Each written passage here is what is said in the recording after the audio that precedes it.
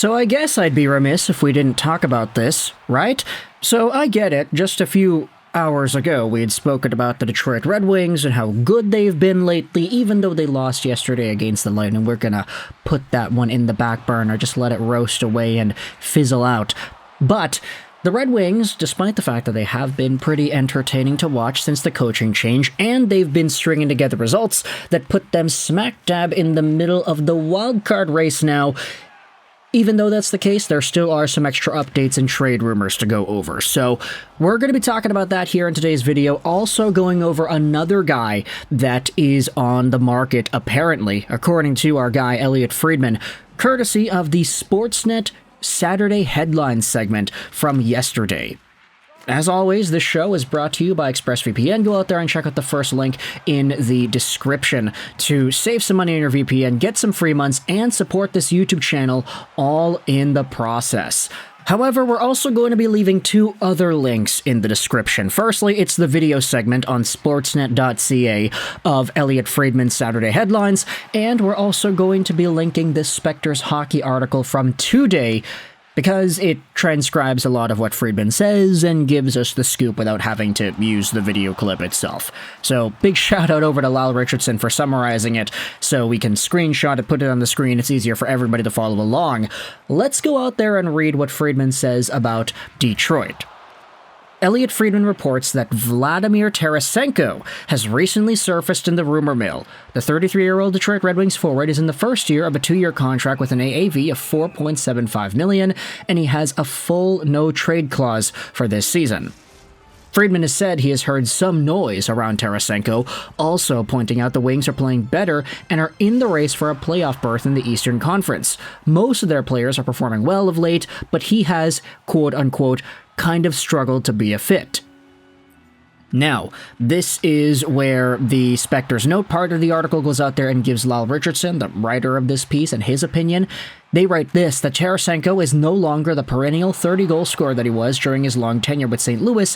However, he did reach 55 points last season, split between Ottawa and Florida, and 50 points in the year before that between the Blues and the Rangers. He has managed just 22 points in 53 games with the Wings this season.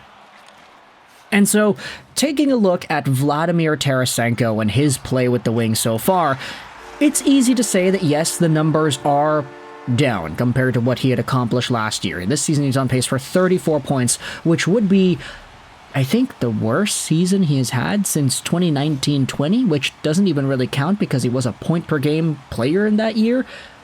It's been a while since Tarasenko has been as slow producing as this season. And to be fair, you can give a lot of criticism to the coaching staff and the way that Tarasenko and a lot of these other middle six guys in Detroit were not scoring while Derek Lalonde was in Detroit. But I think you also have to be very fair to the player and say, hey, he actually has been producing a little bit more as of late, and he has looked better too.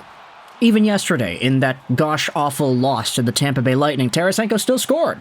And I think it was his 300th goal in the National Hockey League, so hey, that's awesome. The guy scored 300 goals in 804 total NHL games. So Tarasenko, of course, has had a great career, but at 33 years old, this certainly is the second half of his NHL career.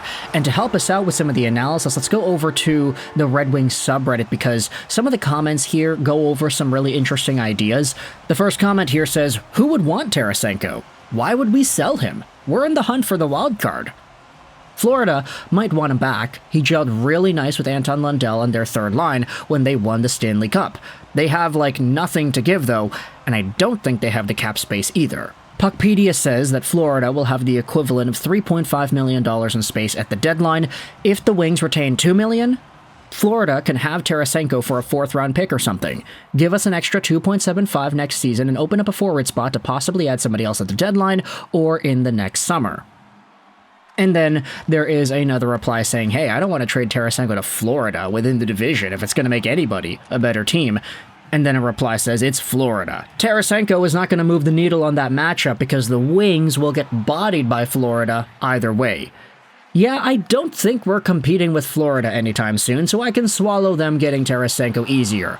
If we were trading him in this hypothetical to, let's say, Ottawa or Montreal, I get your point. And so as we literally saw yesterday, while Tarasenko does have some value, you can very well debate that the fit in Detroit may not have been the best so far, and there could be a lot more value for his game in another organization like, let's say, Florida, where he was very useful and he won his second Stanley Cup. He was just under a point per game with the Panthers last season in the limited stint that he had there after the trade deadline, so if some of that magic, they still want to try to revive it, it would be possible. Now, sticking with Elliotte Friedman and the Saturday headlines, let's go over to the other player that Friedman discussed about trade ideas with. The St. Louis Blues are willing to talk about a lot of players with their other teams. However, they've set a very, very high price for team captain Brayden Schenn. Spectre's note says this: Schenn's versatility, leadership, playoff experience, and physical two-way play would make him enticing for any playoff contender. The 33-year-old forward signed through 27-28 with an AAV of $6.5 million has a full no-trade clause for this reason. Friedman's colleague Luke Fox noted that the Toronto Maple Leafs were linked to Schenn and the Buffalo Sabres' Dylan Cousins. Their limited salary cap space makes acquiring either player difficult without some salary retention by the Blues or the Sabres, but Fox believes they'll have to part with their 2026 first-rounder and a promising youngster like Fraser Minten or Easton Cowan as part of the return. So, let's talk about Brayden Schenn now, shall we? Interestingly enough, he is a former teammate of Vladimir Tarasenko's because they were both St. Louis Blues for quite a while. Schenn, though, as the captain of St. Louis, is 33 years old, signed on till the end of 27-28, $6.5 million a year. We already talked about this. 6'1", 201 left-handed center winger who has been very versatile throughout the lineup the past few years in St. Louis. He started out his career with the Blues as a 70-point player, unfortunately a career high for him. He also did win the Stanley Cup with St. Louis the next year. This season, though, he is on pace for 47 points, which would be right in line with what he had done last year, where he scored 46 points in 82 games played. He had 65 points 2 seasons ago, though, with the Blues, so obviously Brayden Schenn still is a capable NHL contributor. He's been a minus the past few years too, which I think is more of an indictment against the Blues rather than him as a hockey player. He gets tough matchups, he gets big minutes. We know that Brayden Schenn is a very utilized captain on this St. Louis Blues squad, and rightfully so, the price is going to be very, very high.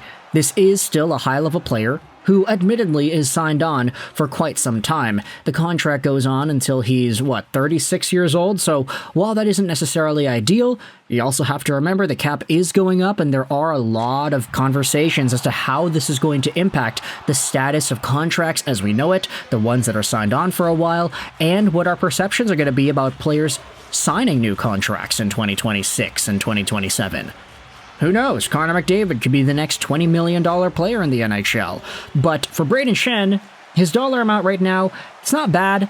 In the future, as the cap goes up to 100 plus million, it's not going to be a big deal. He'll still be a fine hockey player, most likely. I mean, of course, you can say that with age he will decline, but at the same time, as long as you give Brayden Schenn his reps, I do think that it's possible he continues being at least a 30, 35, maybe even a 40-point guy as he ages into the rest of his contract. So at the end of the day, Brayden Schenn being available or being discussed at the very least, yeah, it makes sense why St. Louis would want to put a very high price tag. They are a team that's trying to transition more into a younger phase. They got Holloway and Broberg last offseason. They're bringing younger guys like Jake Neighbors into their lineup. They're giving these chances to guys, and they like the leadership that players like Cam Fowler, Brayden Schenn, and others provide. So there's a lot of value here that you won't necessarily get up front if you're a team that's trading for Brayden Schenn. Like, if you're a veteran team that's already in Stanley Cup contention mode, Brayden Schenn's not going to necessarily be